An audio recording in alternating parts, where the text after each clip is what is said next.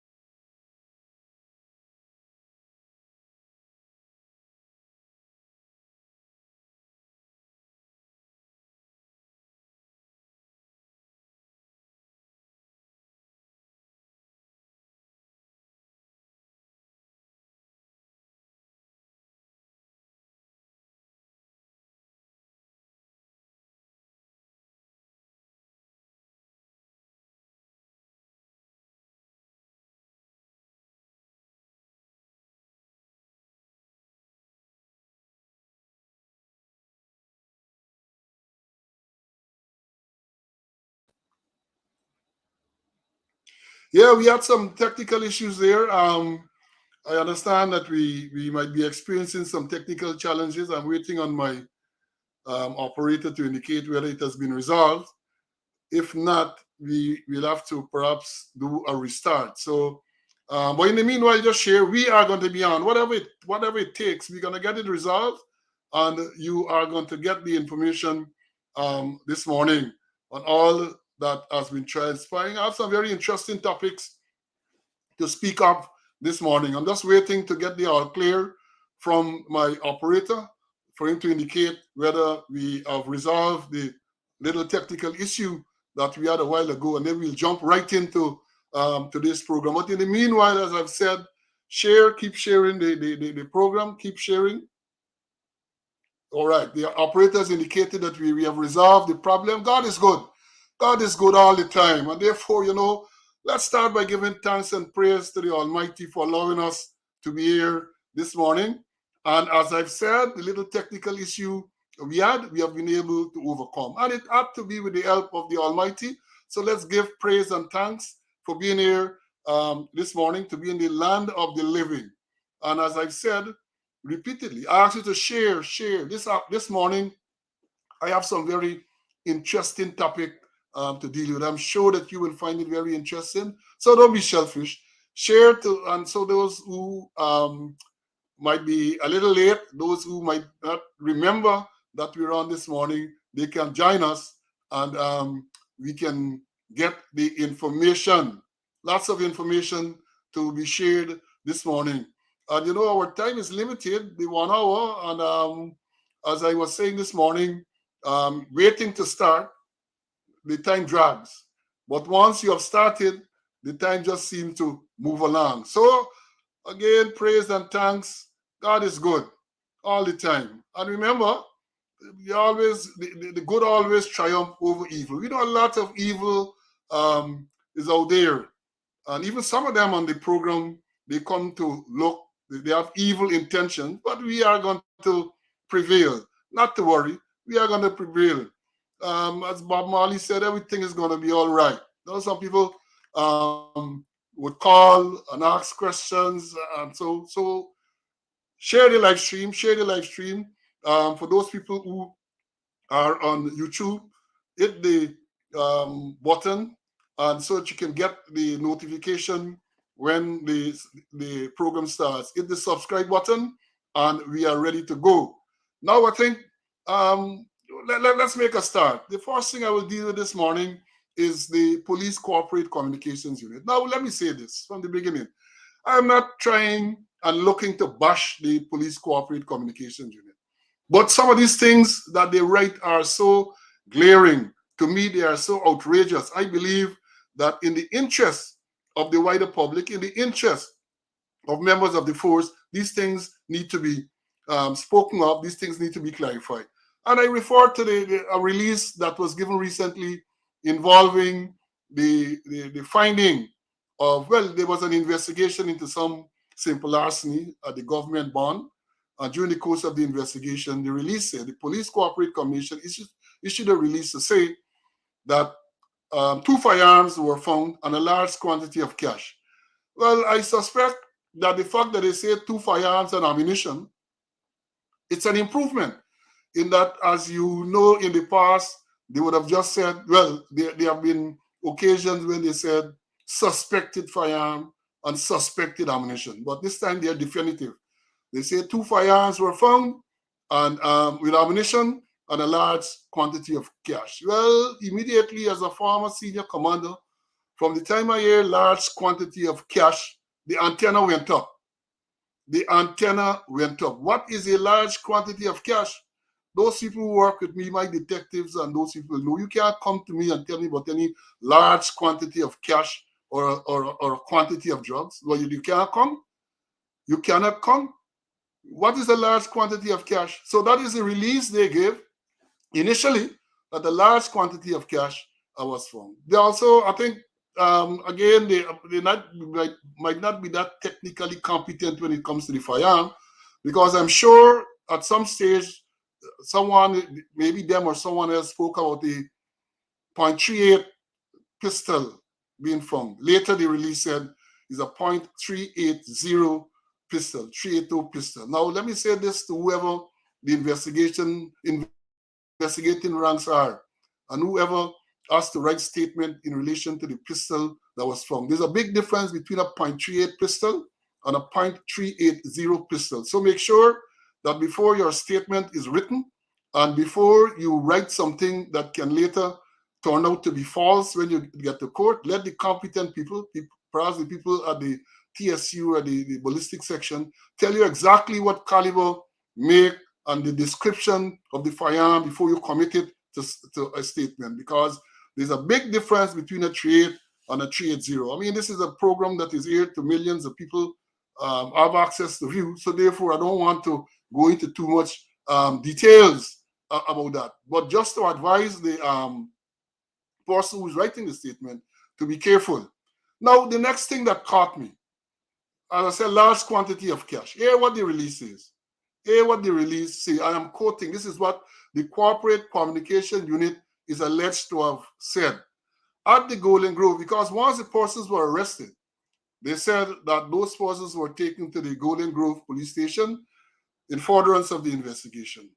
And it is saying that at the Golden, and I'm quoting here, at the Golden Grove police station CID office, while being questioned about the firearms and ammunition without license, the motor car owner requested his bag and he withdrew and offered the police investigators $1,750,000 cash to forego the said charge. Now, that struck me as very, very unusual, very, very strange.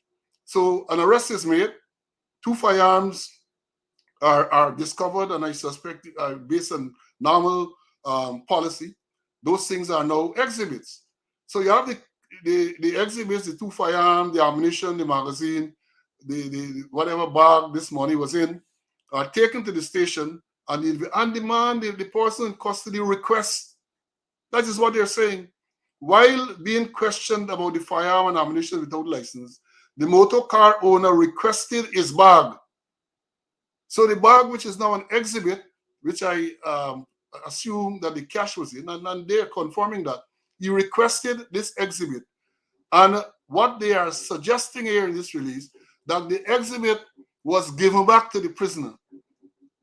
And the prisoner then withdrew, well, he took out 1,750,000 cash and offered it to the investigators to forego the charge. That, to me, something is definitely wrong. It was later revealed in one of the statements that the total amount might have been somewhere in the vicinity of 4.5 million Guyana dollars. It is also said somewhere that at some subsequent time, the person in custody offered them the entire sum. Said, "Well, take the entire sum, and all I want is my freedom." Friends, folks, something smells very, very fishy. The first thing when about the quantity of cash, I want to know if mischief was afoot. How are you releasing that a quantity of cash was found? So that's the first thing that sent the antennas up. And then when you're going to be, you have the person in the CID headquarters, in the CID office where the investigation is being done. The person requests the bag, which is now an exhibit, and the exhibit is given back to this person so that he can take out $1,750,000 and offer it to the police. I wonder if he counted it when he took it out. I wonder when he took out when he was given back the bag, if he took his time, count out $1,750,000, because initially the police could not have counted that. That is based on what the release is saying, because it's a quantity of cash. But again, I say something is wrong. Something is wrong. And this unit keeps making these statements, which shows the incompetence. It shows incompetence. So I think that was a good one for me to start on. As I've said, they have improved a bit, because in relation to the firearms and ammunition, they did say firearms and they did say ammunition. They did not give you this bull about suspected firearm or suspected ammunition. So that's some improvement. But then immediately they went to tell you about the exhibit being given back to the prisoner, and the prisoner then counting out this. Well, they didn't say counting, but they say he offered $1,750,000 to the investigators. So as again I say, something is wrong. And then we move on. This should have been dealt with before, but somehow it slipped me. Now, let me say this. Some time ago, a few weeks ago, the police had an interaction and engagement with the University of Guyana, where it is said that the university is partnering with the police to conduct a train the trainers program, which is good. The trainers need to be trained. And so if you're going to be partnering with the university to make sure that these people are equipped, then I think that is a good thing. However, I am conscious, and we should be conscious of the fact that when you talk about training the trainers, I suspect if it is coming from the UG can't train you really at this stage in actual policing. I suspect that what they're going to be doing, they're going to be training the trainers to perhaps things like method of instructions, how to do, how to put together a training program, how to analyze. And that is my view as to what this may be all about. But then during the interaction, the person in charge of administration of the Guyana Police Force is reported to have made a statement which I found to be extraordinary. And again, let me quote, because I don't want people to say that I'm taking it out of context and I am maligning people, and they run to say that we are going to sue. That famous name again, sue. Here what the statement said at the launching of the trainers course. The person in charge of administration, we know who that is. He masquerades as a deputy commissioner. And the article that I'm referring to when I read it, it is headline assistant commissioner says, but in the article it is referred to as deputy commissioner. So whatever the confusion is, I hope that they resolve that. And here I go, let me quote. He says, what we have found based on our analysis is that the training that we have produced to our recruits and staff is not sufficient information for them to fully understand the duties and responsibilities of police in Guyana. Let me read that again. He's saying that what we have found based on our analysis is that the training that we have produced to our recruits and staff is not sufficient information for them to fully understand the duties and responsibilities as police in Guyana. I agree that they really don't understand the duties. I want to question whether even some of the senior ones understand the duties and responsibilities. But the man goes on to say, and this is the part that I find very, very, very interesting. He says the use of force seems to be one of the areas we're lagging behind. And in that regard, many of the locations and even some individual members are now currently blacklisted by the US State Department. Training is one area that will assist us to get beyond the blacklisting so that we can benefit in closer collaboration with the US Embassy. What? The US State Department has blacklisted locations in the force and individual members? That is what the person in charge of administration of the force is saying, that the US State Department has blacklisted locations. Well, locations is, how do I say? Is that I was wondering if there's a euphemism for branches and divisions or whatever. Locations, police, that is not a term that police will use, frequently used, common to the police. But it struck me that the person in charge of administration of the Guyana police force is saying, and this is about three weeks ago or perhaps even longer, that the US State Department has blacklisted locations in the Guyana police force and individuals. That is a striking statement. So then, you want to ask what form this blacklisting has taken. We know the policy, at least I know the policy of the US State Department. I know about blacklisting, but normally they would not make that type of information public. The person who is blacklisted or visa is taken away or is refused, they are told, and if they want to make it public, that is up to them. But the strange thing here is that the department, the gentleman is saying that a location, let me quote him correctly, that a location in the Guyana police force, or locations, plural, he says that locations are blacklisted. Pray, might I ask, which locations is he referring to? Which are the locations blacklisted by the US State Department? Who are the individuals blacklisted by the US State Department? What form this blacklisting has taken? And the disappointing thing for me is that this is a statement made publicly, and it appears to have been no follow-up by the media, the journalists. Nobody seems to want to find out what is this thing all about, because I would think that if locations in the Guyana police force are blacklisted, and that is what the man in charge of administration is saying, that the public has a right to know which are those locations, not necessarily who are the individuals, but which are the locations that are blacklisted by the United States, US State Department. And I hope that this can be followed up so that we can get some clarity on this issue. I believe that this is a very significant issue.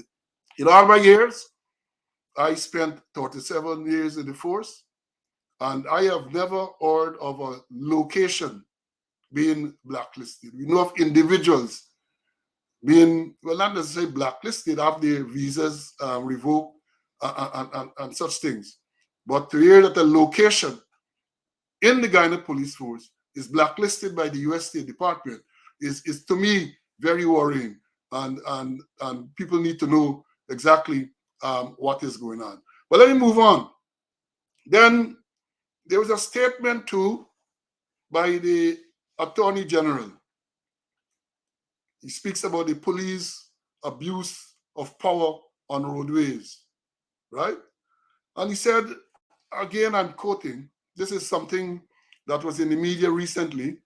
This is said to have been relayed during a program, Issues in the News, where the Attorney General is saying that this thing about stopping people and detaining them without cause is a violation of the constitutional rights of the citizens. And when they sue, it is the state that has to pay for the misbehavior and the violation of the law and the abuse of power by the police officers. This is what the Attorney General is reported to have said recently, that it's an abuse of power to just stop people and detain them. And I suspect that given the context, he's talking about people on the road, traffic runs, stopping people, detaining them. And then he's saying that when they sue, the state has to pay, right? Because I suspect in many of these cases, you don't have any defense. And when you talk about the state paying, you're talking about taxpayers like you and me. We are the ones who have to pay for these infringement of people's right by members of the force. And then, I recall that not so long, well, about 9 years ago or so, there was a ruling which I felt was a landmark ruling by Justice William Ramlal. And that is a matter in which a lawyer who is now a High Court judge was stopped illegally by the police. They claimed that his vehicle was obstructing the traffic. Apparently, he had a breakdown. They claimed that he was obstructing the traffic. Then the mere obstruction turned to a situation where they wanted to search the vehicle, and then he was arrested, taken to Brigdam police station where the vehicle was lodged. Search was carried out, and it was a whole unpleasant incident. Now the lawyer sued the police ranks involved. The two ranks involved were sued, and now, of course, he sued the commissioner, he sued the state. And Justice William Ramlal gave a ruling in that matter in October of 2013. And the judge pointed out, the judge is reported to have ruled that under certain specified sections of the Police Act, the police have no powers to stop, search, arrest, and detain any citizen unless the police have reasonable grounds to suspect that prohibited or stolen goods are being carried, unless a person whom the police reasonably suspect to have committed an indictable offense will be found, unless the police have credible and reliable information that someone has committed a summary or indictable offense will be found, or unless an indictable offense has been committed in the view and presence of the police. That was the ruling, 2013. So it's very worrying to hear that 2022, no less a person than the Attorney General have to be making remarks that these illegal acts are continuing, and the state is called upon to fork out sums of money to pay, I think, should be damages to these claimants. This is indeed very worrying, and I'm going to address why I believe that is happening. I'm going to address why I believe it is happening. But let me go further. This is about education. Don't worry with what the amphibians and those will come on the stream and say. Don't worry with them. Hear what the law in relation to, and I read it this morning because I remember that when we were trainees in the police training school, these are things you ought to know word for word, verbatim. You ought to know. And this is Section 8 of the Police Act, Chapter 1601, which deals with the police powers to stop, search, and detain aircraft, vessels, vehicles, or persons in certain circumstances. And here what Section 18 of the Police Act 1601 states. Any member of the force may stop, search, and detain any aircraft, vessel, or vehicle in or upon which there shall be reason to suspect that anything stolen or unlawfully obtained, or having or conveying in any manner anything stolen or unlawfully obtained, or that any person suspected to have committed an indictable offense may be found. And he may also stop, search, and detain any person who may be reasonably suspected of having or conveying in any manner anything stolen or unlawfully obtained. Now, this is where the police power to stop, store, and detain is derived. Section 18 of the Police Act 1601. And it says here about reasonableness. Any member of the force may stop, search, and detain any aircraft, vessel, or vehicle in or upon which there shall be reason to suspect that anything stolen or unlawfully obtained can be found. Reasonableness. So this thing about people just stopping and searching and without any reason, it can't advance any proper reason, is illegal. The court says that. In the ruling handed down by Justice Ramlal in 2013, it says that. And I remember then that it was the general feeling among several persons that having regards to that, something would change for the better. But it would appear that things have continued in the same vein. And just recently, not so long ago, I mean, it was in the media, the traffic chief issued a statement to say that traffic rank should not be stopping people willy-nilly, should not take license, should not be taking people to the station. He spoke about ticketable offenses. If a person is alleged to have committed an offense, you issue them a ticket and they go along their way. Some years ago, a commissioner of police made the same statement that police should not be stopping people willy-nilly and tell you about routine check. And you have to have suspicion, reasonable suspicion. That is what the law says. The Home Affairs Minister at the time endorsed that. He too made a statement to say that this type of illegal search should not be taking place. But notwithstanding all of that, statement from the traffic chief recently, statement from a commissioner of police, statement from the Minister of Affairs, this thing has continued. Something must be wrong. And let me say this, when Mr. Attorney General, sir, when you speak about the people stopping and searching, that is not the only illegal act. I can remember not so long ago when I was at the Police Service Commission, I had to engage with an officer from the Attorney General chambers. And I was told, and I knew it, but I was reminded of all the illegal dismissals that were taking place.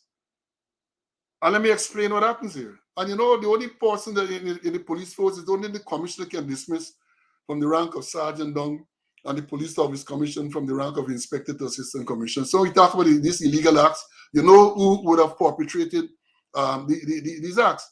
And it's specifically related to cases where a person is charged, a policeman is alleged to have committed an offense, an investigation is done, and I'm talking about criminal offense, an investigation is done, and the person is charged criminally and put before the court. Now, the procedure is that once a person is charged and placed before the court, the person is interdicted from duty. It used to be that they were interdicted and placed on half pay. I understand that there is some school of thought, legal school of thought, that you should not place the person on half pay. The person should continue to benefit from the full salary. I know that is not happening, but that is another issue. So the person is interdicted once charged and placed on half pay, and the letter of interdiction will say to the person that you're charged with a particular offense and that you are placed on half pay pending the outcome of the charge. Listen to this.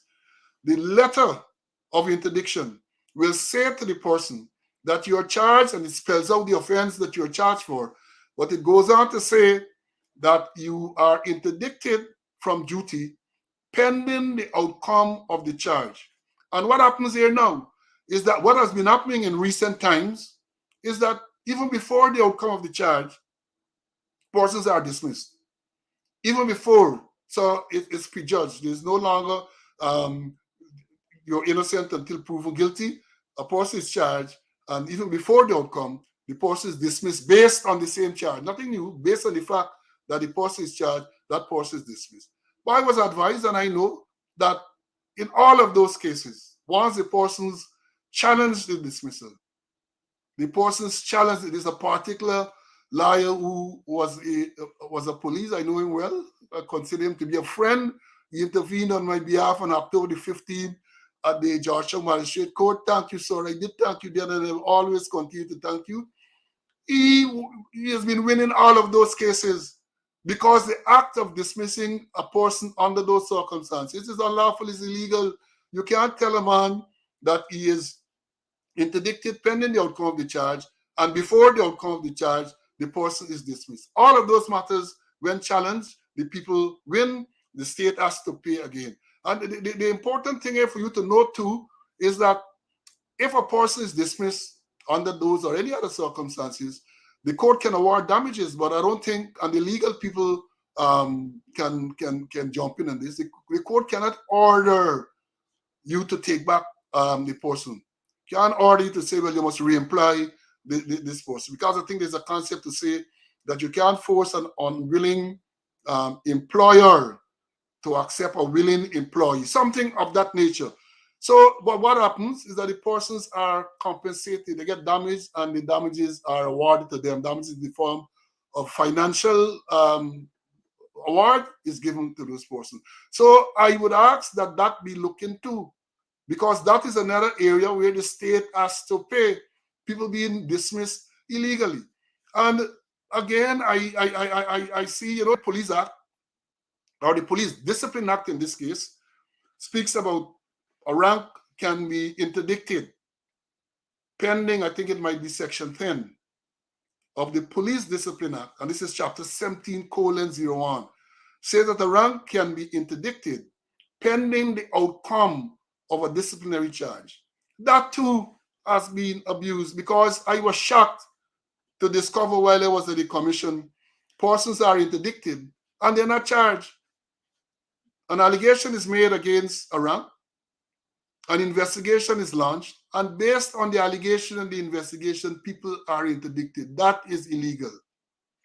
Because the act says that you have to be, you can be interdicted pending the outcome of a disciplinary charge. So the person has to be charged first, and once the person is charged, then the person can be interdicted. I remember years ago when I was a young officer in charge of the TSU.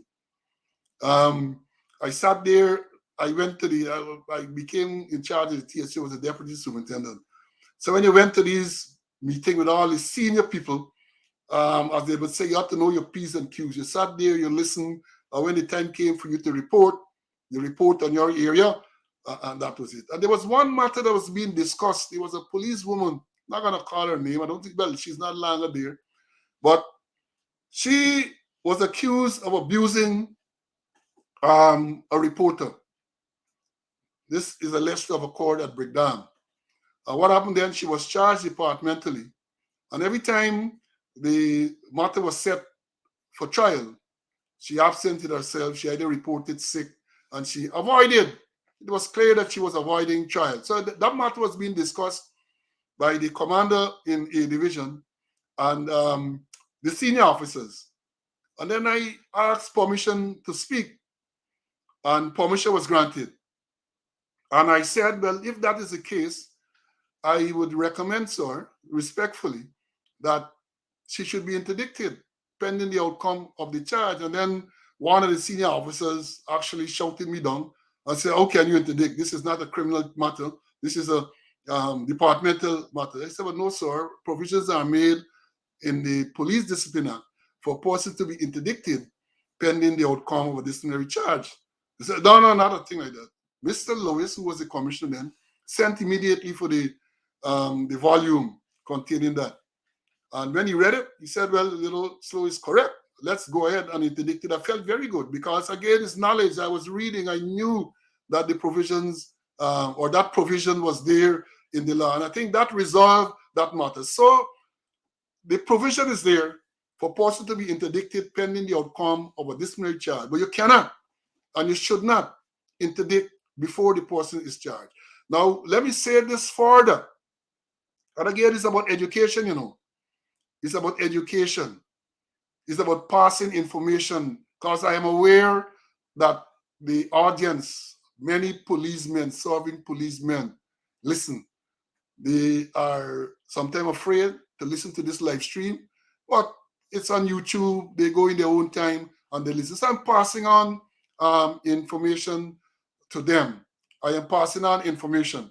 So the thing is that once the person is charged, the person can be interdicted pending the outcome.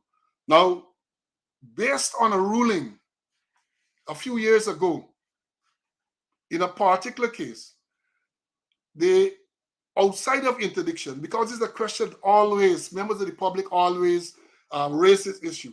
A man is alleged to have committed an offense, a serious offense. And people talk about this job, or people talking about, especially when it relates to shooting and the type of thing. The person is still on the force, the person is still working. Based on a recent ruling in the High Court, the Commissioner of Police, in the case of Constable to Sergeant, or the Police Service Commission, in the case of Inspector to Assistant Commissioner, can send that person on administrative leave, come off the job until this investigation is finished. That is a ruling that was made, I think, 2 or 3 years ago, and I would urge you to follow it up. And those of you who, I have lots of officers, friends, and even junior ranks will reach out to me. I have the ruling. I have the reference, and you can reach out, and I will provide you with the necessary information so that you can be enlightened. You can know what's going on. And you know, I am always willing to share with you. I have made it clear, and I will say it again, that I don't want anything to do with the current administration, unprofessional as I think they are. I don't want anything to do with them. But when individuals reach out to me, I will provide you with the relevant information, or I will direct you to where you can find the information, right? So I'm saying to you that you can't, and this is for the senior ones, you can't interdict a person without the person in charge. And I'm talking about disciplinary. You can't interdict them without them being charged. You have to charge first. And once they're charged, then Section 10, I think it's 10 of 1701 allows for the person to be interdicted. Of course, you know the interdiction, if it's from the rank of constable to sergeant, that will be done by the Commissioner of Police. If it's from inspector to assistant commissioner, that has to be done by the Police Service Commissioner. So please, if it is still going on, please correct it, because you're causing the Attorney General to pay, or the state to pay. The Attorney General made the point that the state is made to pay all this money because of the illegal act, and he referred specifically to the stop, search, and detain. But I've expanded because I am saying that these illegal acts occur elsewhere, and it needs to stop. You need to stop doing that. Now, the thing is, you know, let me say this. Let me go on. Let me check my note and say this. People might want to ask the question, the Attorney General is pointing this out. I've said the traffic chief not so long ago pointed out about what he did, refers to as illegal act. A former commissioner pointed it out. A former Home Affairs minister pointed it out. Why is it continuing?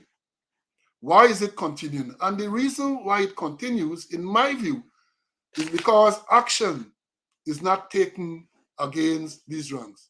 Now imagine the matter that I referred to earlier with Justice Ramlal, and they done a ruling. I am sure nothing was done to these ranks. Nothing was done to the ranks who were found to have violated the rights of a citizen. Nothing. So it continued. People operate with impunity. You do your own thing. You do anything on the road. And when you get in there, nothing happens. And I have evidence to show. You know, I said over and over repeatedly, my talk is evidence-based. My talk is evidence-based. I have evidence, irrefutable evidence to show that when these matters occur, nothing happens. And let me tell you what I mean.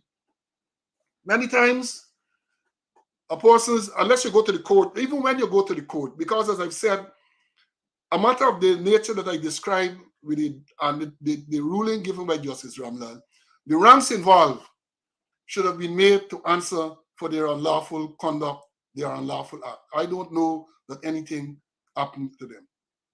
Very often you hear in the police release, and even before this corporate communication unit, even before that, people will say a complaint is made, the matter will be investigated by OPR.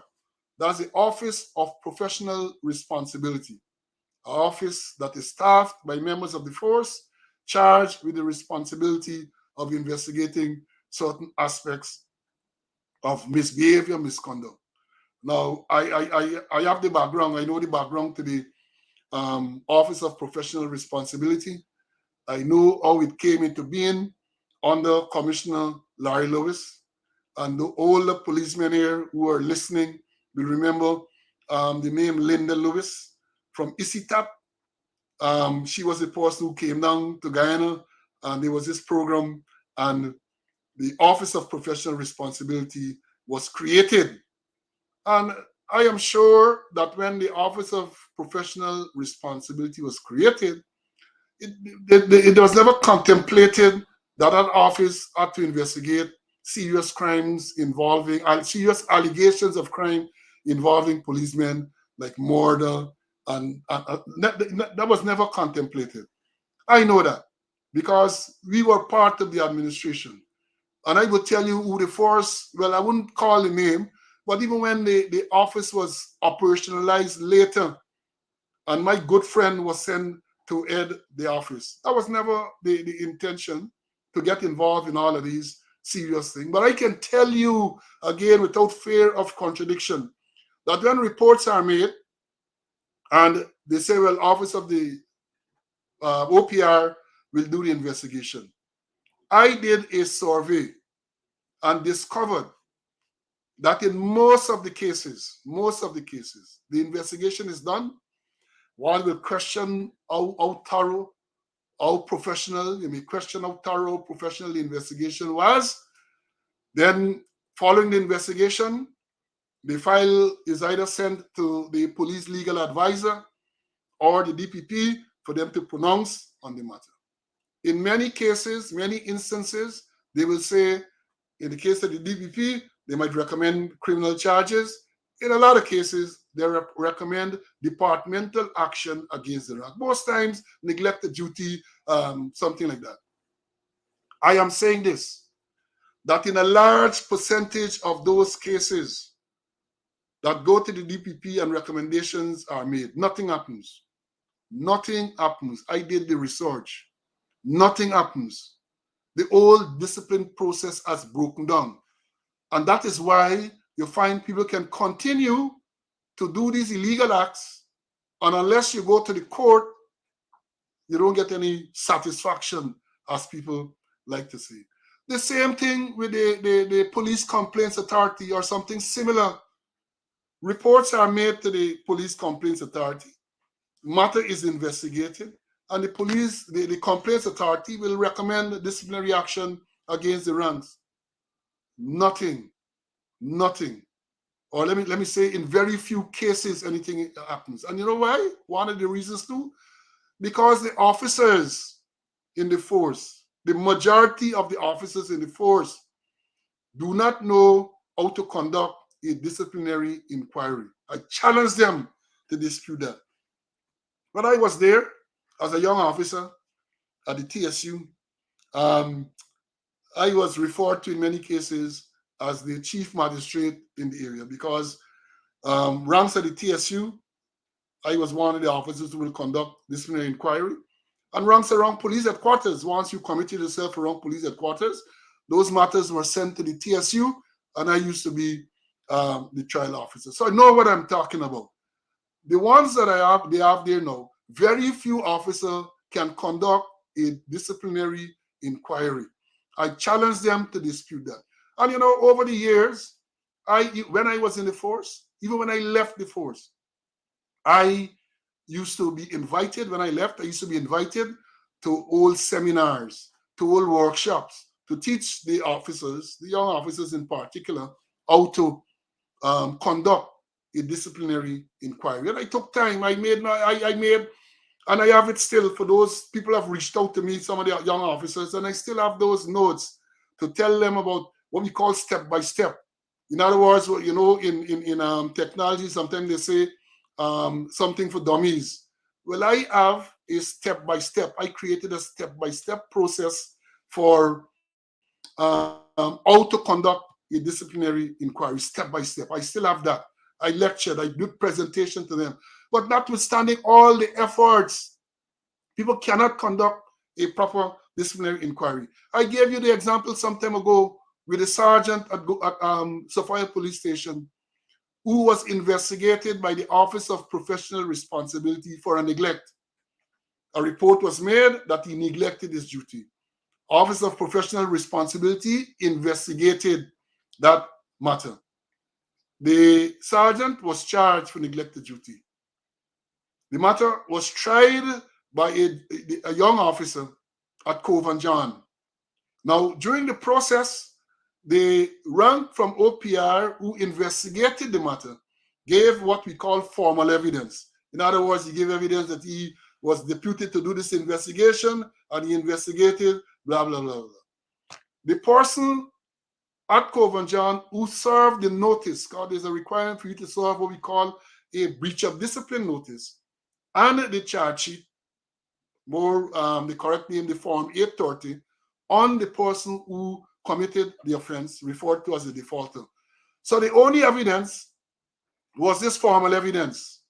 Only evidence was the formal evidence. They summoned the virtual complainant. And I need to explain, I'm teaching. The virtual complainant would be the person who made the report against the sergeant. The virtual complainant was summoned to attend the disciplinary inquiry. It was a female. She refused. Apparently, she had lost interest in the matter and made it clear that she was not going to attend the inquiry. So she did not attend. Quite correctly, the young officer recommended to the commander that there was no prima facie case made out against the defaulter, that is the sergeant. And therefore, he recommended that the matter should be dismissed. He was correct in doing so. There was no evidence, and that was the correct recommendation. And the officer, the commander at the time, and I'm going to call his name so he can sue. Senior Superintendent Brutus was the commander. Notwithstanding all of that, he found the defaulter, he found the sergeant guilty and fined him 1 day's pay. That is incompetence. Because there is no way under those circumstances that you can find a person guilty. There's no evidence. There is no evidence. There is no evidence. How do you find the person guilty under those circumstances? So I'm saying that would happen because of incompetence and because people don't know, the officers there don't know how to conduct a disciplinary inquiry. And one of the mistakes they make, I've been pointing this out to them for years, is that many of those who are involved in the disciplinary process may have or are involved in the magistrate's court as prosecutors, right? Now, I have said to them that the magistrate in this adversarial process sits there, takes the evidence, and rule on the evidence. When you're conducting a disciplinary inquiry, you're not a magistrate. As one of my mentors, retired Assistant Commissioner Francis Duncan Clark, taught me, when you're conducting a disciplinary inquiry, you are seeking into the truth. So if it is that something comes up and you feel it is necessary for you as the officer conducting disciplinary inquiry to summon a witness to clarify an issue, you can do so. The magistrate don't summon witnesses. The prosecutor present the witnesses. If there's a prima facie case and they are called upon, the defendant is called upon to lead the defense, they lead the defense, and then the magistrate decides. But when you are conducting a disciplinary inquiry, it's a different thing. You are seeking into the truth. So you can call people to clarify the issue to arrive at a decision. But they sit there as if they are magistrates, and that is one of the big mistakes that they make. And in terms of that process too, there's a case that I will refer you to. Again, I have the case someplace. It's Austin versus the Commissioner of Police. And that speaks about the procedure. Austin was a person, was a sergeant, I think, some rank on the Essequibo coast. An allegation was made against him, and the same OPR had investigated the matter. He was charged departmentally, convicted, and he was dismissed. Now, he went to court. He went right through to the appeal court. He went out to the full court. Somewhere where the matter was appealed. And his main grounds was that the procedure under the Disciplinary Act, Chapter 1701, the procedure was not religiously followed. Some steps were not followed. And that was his main argument, his main case. And the court held that notwithstanding the fact that all the steps may not have been followed, he was given a fair hearing. He was given the opportunity to cross-examine witnesses. He was given the opportunity to call his own witnesses. So he lost the appeal. So I'm saying that you as officers, you have to know these things. And when I lectured to officers on the Police Discipline Act, I used to tell them that you have to be able to master some pieces of legislation. Police Act, for example, you have to know what the procedure is. You can't attempt to conduct an inquiry if you don't know what is the procedure laid out in the Police Discipline Act, Chapter 1701. And if you're going to take evidence, you have to know what the Evidence Act 503 says about evidence, hearsay evidence, what evidence is admissible, and so on. And then you have to also familiarize yourself with the Summary Jurisdiction Procedure, 1002. You have to know these things. And if you don't know these things, you're going to run yourself in trouble. And I used to recommend to them that if you never had the opportunity to work in the court and then you were not familiar with the process, go sit rather than going to the rum shop and drinking liquor and making yourself a nuisance. Sit in the court, observe and learn. But they don't do that.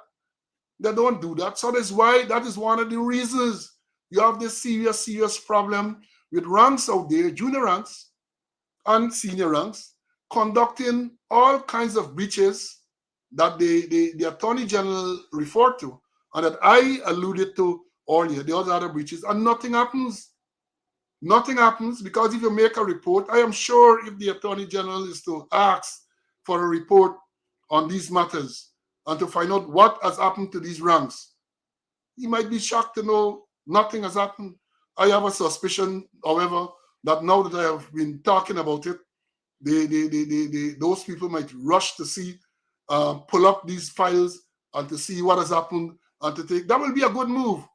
A good place to start is to see over the years, recent years, you can't go too far back, I suspect, because of resources and all of that, to see what has happened to those matters that were referred to the DPP, and the DPP would have recommended disciplinary action against the rank. See what has happened. See, that will be a good place to start. That will be a good place to start, will give you an understanding of what the problem is. Look to see those matters that were referred from the Complaints Authority for disciplinary action and see what has happened. That too is a good place to start. But the whole, I say and I repeat, I emphasize, the issue is that action is not being taken against these ranks when they commit themselves around. When I did the survey that I referred to earlier, the only charge really, or most of the charges relate to absent from duty. So you check, and I can tell the police, check the force orders you're going to see. Check the force orders, part 1 or 2, whichever it is. You will see absent from duty is the offense. So all of these reports about neglected duty, all these reports about assault and all of that, where disciplinary action is recommended, nothing happens. And I am saying that is part of the reason why the Attorney General is faced with this issue that People sue the police, and the state has to pay because the police are operating with impunity. They violate the rights of people, they violate the act, and nothing happens, and that is the problem. And I say this as a person who I've always said I am pro-police, So don't get me wrong. I'm not anti-police. I'm not against the police. I cannot be against the police. I spent 37 years in the force, and even after the 37 years, I've had a close association with members of the force, and even now, I have close association with lots of members of the force, and I am not anti-police. In the past, I would not have been using a forum like this to disseminate information. I would have been invited, and I would do presentations. You call it lecture, call it whatever you want to call it. I would have been doing those things to inform and educate the police. But now I am persona non grata.